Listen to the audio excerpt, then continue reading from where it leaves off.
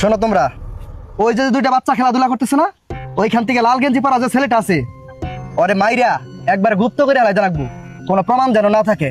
আর যে পেশ কালারের গেঞ্জি পরা যে ছেলেটা আছে, ওটা হচ্ছে আমার ছেলে, ওরে বাড়িতে পাঠাই দিবা। কথা ক্লিয়ার? আপনি কোনো টেনশন করেন না, কাজ সময় মতো হয়ে যাবে। কিন্তু ওস্তাদের আবার টাকা হাতে না পাইলে পরে কাজে জোশ আসে না, কি বলেন ওস্তাদ? আপনার কাছে যে পেমেন্টটা চাইছিলাম, পেমেন্টটা ক্লিয়ার করেন। তোমাদের টাকা নিয়ে কোনো টেনশন করানো লাগবে না, টাকা যা চাইছো তাই পাবা। এই নাও 50,000 টাকা অ্যাডভান্স, বাদ বাকি টাকা কাজ হয়ে যাওয়ার পর পাবা। আয় কাজ হয়ে যাবো। বাপ মা মইরা আমারও একটা ঝামেলা চাপাই দিয়ে থেকে গেছিল, আজ ঝামেলা একবার চিরতর শেষ করে দিলাম। না থাকলো বাস, না বাঁচবো বাসি। আজ থেকে ভাইয়ের সব সম্পত্তি আমার, আর আমার ছেলে বড় হইয়া এই সব সম্পত্তির রাজত্ব করব।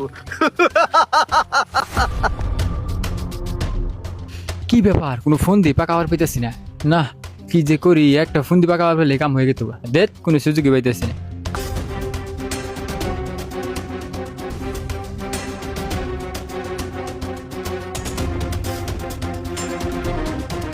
উস্তাদ, বুদ্ধি একটা পাইছি, আসেন আমার সাথে, কাজ সারবো এখনই।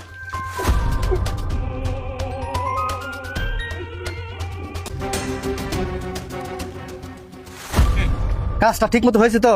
একদম, আপনি যেভাবে বলেছিলেন ঠিক তেমন ভাবে হয়েছে। এখন আমাদের বাকি পেমেন্টটা দিয়ে দেন, আমরা চলে যাই। এই দাও তোমাদের বাদ বাকি পেমেন্টটা। নেন ওস্তাদ, বুঝে পাইছেন? আসেন, নেন যান।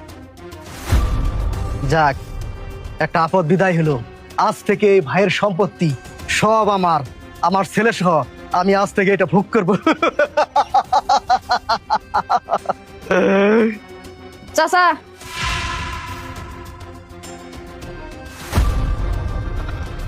রায়হান, তুই এখানে?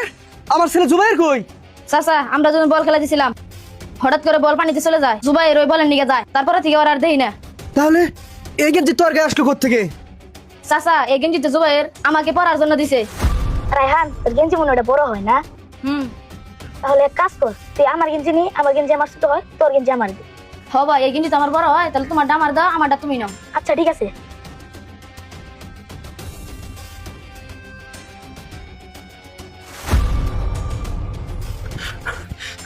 সাদ্দাম ভাই, আমি দেখলাম তোমার পোলা পুকুরে বাঁচতেছে, তাড়াতাড়ি নাও।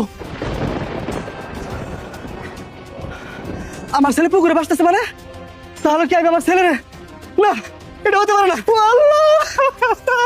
অন্যের ক্ষতি করার আগে একবার ভাবুন, আপনার সেই ক্ষতির পরিণতি কোথায় গিয়ে দাঁড়াতে পারে আপনি জানেন না। কারণ আপনি অন্যের জন্য যে ক্ষতির ফাঁদ তৈরি করে রেখেছেন, কখনো কখনো সেই পথে আপনার নিজের ক্ষতি হয়ে যেতে পারে।